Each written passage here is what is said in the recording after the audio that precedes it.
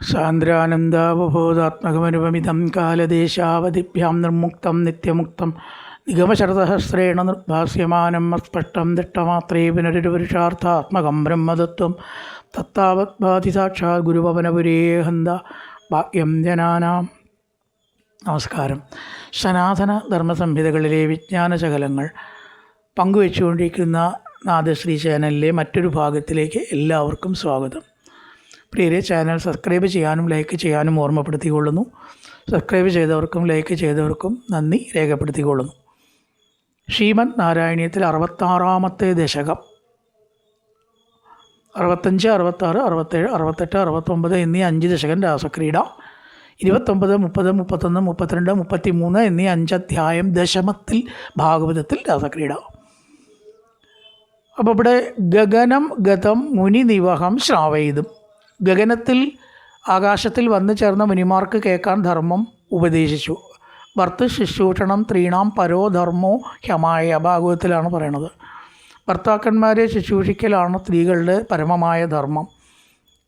അവരുടെ മനസ്താപം ഇന്നല്ലെങ്കിൽ നാളെ തട്ടും. അപ്പോൾ അതിന് തയ്യാറില്ലാത്തവർ വിവാഹം കഴിക്കാതിരിക്കുക. അതിനാരും സ്വാതന്ത്ര്യം ഉണ്ടല്ലോ, കഴിക്കണ്ട. പക്ഷെ കഴിച്ചാൽ അത് അവരുടെ ധർമ്മമാണ്. കഴിക്കുകയും ചെയ്യാണ്ടിരിക്കുക എന്ന് പറഞ്ഞാൽ അത് ധർമ്മലംഘനാവും, തോന്നിവാസം എന്നതിന് പറയാൻ പറ്റും. അപ്പം അത് ഭഗവാൻ പറഞ്ഞു കൊടുത്തു. എന്തിന്? നേരത്തെ പറയും, മഹാന്മാരുടെ വാക്കുകളും പ്രവൃത്തികളും യോജിച്ചിട്ടാണ് അധികവും വരിക എങ്കിലും ചില സമയത്ത് അത് വ്യത്യാസപ്പെടും, പറഞ്ഞതിന് വിരോധമായിട്ട് വരും. അവിടെ വാക്കുകളെ സ്വീകരിക്കാവൂ, പ്രവൃത്തികൾ സ്വീകരിക്കരുത്. ഇത് ശാസ്ത്രവാക്യമാണ്, ഇത് ശാസ്ത്രത്തിൽ പറഞ്ഞിട്ടുള്ളൊരു വാക്യമാണ്. അപ്പോൾ ഈ ചോദ്യം വരും, മഹാന്മാർ എന്തിനാണ് പറഞ്ഞതിന് വിപരീതം പ്രവർത്തിക്കുന്നത്? പ്രവർത്തിക്കാതിരുന്നൂടെ? പറഞ്ഞതിനനുസരിച്ച് പ്രവർത്തിച്ചൂടെ? അത് ചില തത്വങ്ങൾ ലോകത്തിന് വെളിപ്പെടുത്താനാണ്. ഇന്ന് അങ്ങനെ ഇങ്ങോട്ട് പറഞ്ഞാൽ മനസ്സിലാവണതല്ല. ഇപ്പം രാസക്രീഡയെ പറ്റി പറയുകയാണെങ്കിൽ ഒന്നിനെ ബേസ് ചെയ്ത് പറയാം. എന്താണ് അതിൻ്റെ തത്വം? അത് മനസ്സിലാക്കാതെ രാസക്രീഡ കേട്ടത് നിഷ്ഫല. സ്ത്രീ ആയാലും പുരുഷനായാലും വേറൊന്നായാലും മറ്റൊന്നായാലും ഒക്കെ പഞ്ചഭൂത ശരീരവും അതിൻ്റെ ഉള്ളിലെ ആത്മാവുമാണ് ഈ ലോകം 14 എന്ന അതിമഹത്തായിട്ടുള്ള തത്വം. അതിമഹത്തെന്നും പറഞ്ഞാൽ പോരാ, അത് ബോധിപ്പിക്കലാണ് രാസക്രീഡ. ആദ്യമായിട്ട് കേൾക്കുന്നവർക്ക് അത് പറഞ്ഞു കൊടുക്കണം. കേട്ടവർ അത് ചിന്തിക്കണം, അത് ഉള്ളിൽ വെക്കണം. എന്നിട്ടേ രാസക്രീഡ കേൾക്കാവൂ, അല്ലെങ്കിൽ അത് നിഷ്ഫലമാണ്. ഭഗവാൻ അവിടെ സ്ത്രീകളെ സന്തോഷിപ്പിച്ചു എന്ന് പറഞ്ഞാൽ എല്ലാ സ്ത്രീകളെയും അനുഗ്രഹിക്കുകയാണ് ചെയ്തത്. ഭക്താനുഗ്രഹമാണ്. കാമമാവട്ടെ, ക്രോധമാവട്ടെ, സ്നേഹമാവട്ടെ, പ്രേമമാവട്ടെ, ഏത് വിധത്തിൽ മനസ്സ് ഭഗവാനിൽ വന്നാലും അത് മോക്ഷമാണ് അതിൻ്റെ ഫലം എന്ന മഹാതത്വവും ലോകത്തിൽ ഭഗവാനല്ലാണ്ട് മറ്റൊന്ന്. സ്ത്രീകളും ഭഗവാനത്രേ. ചിലരൊക്കെ അർത്ഥം പറയും, ഈ ഓരോരോ ഗോപിക്ക് ഓരോ കൃഷ്ണൻ, എത്ര കൃഷ്ണനുണ്ടോ അത്ര ഗോപി എന്ന് പറയും. അപ്പോൾ 40 കൃഷ്ണനോ 100 കൃഷ്ണനോ ആണെച്ചാൽ 100 ഗോപികൾ എന്നാണ് അതിൻ്റെ അർത്ഥം. 100 കൃഷ്ണന്മാരുണ്ടെച്ചാൽ ചിലർ വേറെ ഒരർത്ഥത്തിൽ അത് പറയും. എങ്ങനെ കിട്ടിയില്ല കേട്ടോ. എത്ര ഗോപികളുണ്ടോ അത്ര കൃഷ്ണന്മാർ എന്നാണ്. എത്ര കൃഷ്ണനുണ്ടോ അത്ര ഗോപികൾ എന്നാണ്. 2 ഇല്ല. അവിടെയൊക്കെ കൃഷ്ണന്മാർ മാത്രമേ ഉള്ളൂ. അപ്പോൾ ഈ ഗോപികളോ അവരെയും കൃഷ്ണനായിട്ടാണ് കണ്ടത്. ആര്? ആത്മജ്ഞാനികൾ. അല്ലാത്തവർക്ക് ഗോപികളെ കാണാം. ആത്മദൃഷ്ടിയുള്ളവർ അവിടെ എത്ര ഗോപിയുണ്ടോ അത്ര കൃഷ്ണനെ കണ്ടു. ഗോപികളെ കണ്ടതേയില്ല. ആരൊക്കെയാവും? ശിവൻ, നാരദൻ, ബ്രഹ്മാവ്, ഈ മാതിരി ആത്മവിചാരമുള്ളവർ, പിന്നെ അതിന് തുല്യമായിട്ടുള്ളവരും. അവർ എന്ത് കണ്ടു? കൃഷ്ണനെ കണ്ടു, വേറൊന്നും കണ്ടില്ല. ഗോപികളെ അവർ കണ്ടില്ല. ആത്മജ്ഞാനമുള്ളവർക്ക് സ്ത്രീയുമില്ല, പുരുഷനുമില്ല, കാക്കിയില്ല, പൂച്ചയില്ല, ഒന്നുമില്ല. ഒക്കെ ഈശ്വരനാണ്. ഇതാണ് രാസക്രീഡയുടെ വിസ്മരിക്കപ്പെടാൻ പാടില്ലാത്ത തത്വം. പിന്നെ എവിടെ സ്ത്രീ, എവിടെ പുരുഷൻ, എവിടെ സ്ത്രീ സുഖം, എവിടെ പുരുഷ സുഖം, എവിടെ സ്ത്രീ പുരുഷ ലീല? ഇതൊന്നും രാസക്രീഡയിൽ ഉണ്ടായിട്ടില്ല. അപ്പോൾ അത് ബോധിപ്പിക്കാൻ വേണ്ടി ഭഗവാൻ എന്ത് ചെയ്തു? വാക്കിന് വിരോധമായിട്ട് പ്രവർത്തിച്ചു. ഭർത്തൃശുശ്രൂഷണം സ്ത്രീണാം പരോധർമ്മോ ക്യമായ എന്ന വാക്കിന് വിപരീതമായിട്ട് പരസ്ത്രീഗമനല്ലേ കൃഷ്ണൻ നടത്തിയത് എന്നാണെങ്കിൽ അല്ല. അത് ഒരു തത്വത്തെ, മഹത്തായിട്ടുള്ള തത്വത്തെ ബോധിപ്പിക്കാൻ വേണ്ടി വാക്കുകൾ തെറ്റിച്ചതാണ്, വാക്കുകളുടെ വിരോധമായിട്ട് പ്രവർത്തിച്ചതാണ്. അപ്പോൾ അതാണ് ഗഗനഗതം മുനിനിവഹം ശ്രാവയിതും എന്ന് പറഞ്ഞത്. ആകാശത്ത് കുറേ മഹർഷിമാർ വന്ന് ചെന്നിട്ട് അവർക്ക് കേൾക്കാൻ വേണ്ടി വാക്കെപ്പോഴും കൃത്യമാവണം. അതിനുവേണ്ടി പറഞ്ഞതാണ് ആകർണ്യത്തെ പ്രദീപാം വാണീമേണി ഇത് ശപ്പരം ദീനാഹ മാമാ കരുണാ സിന്ധോ പരിത്യജേത്യതിചിരം വിലേബുസ്ത.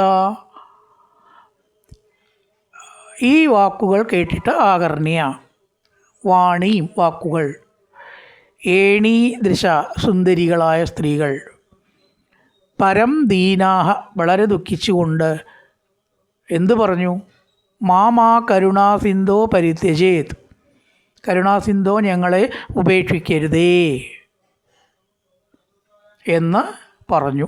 മാമാ ഹേ കരുണാസിന്ധോ മാമാ പരിത്യജേത്, അല്ലയോ കരുണാസിന്ധോ ഞങ്ങളെ ഉപേക്ഷിക്കരുതേ.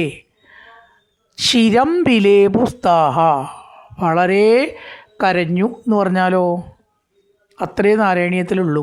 ഭാഗവതത്തിൽ കുറേ ശ്ലോകമുണ്ട്, ഒരു 8 ശ്ലോകം വിസ്തരിക്കണു. എന്താണ് ഗോപികൾ കൃഷ്ണനോട് പറഞ്ഞത്? 8 ശ്ലോകേ, ഒരു ദശകത്തിൻ്റെ മുഴുവനായി ഏകദേശം അല്ലേ.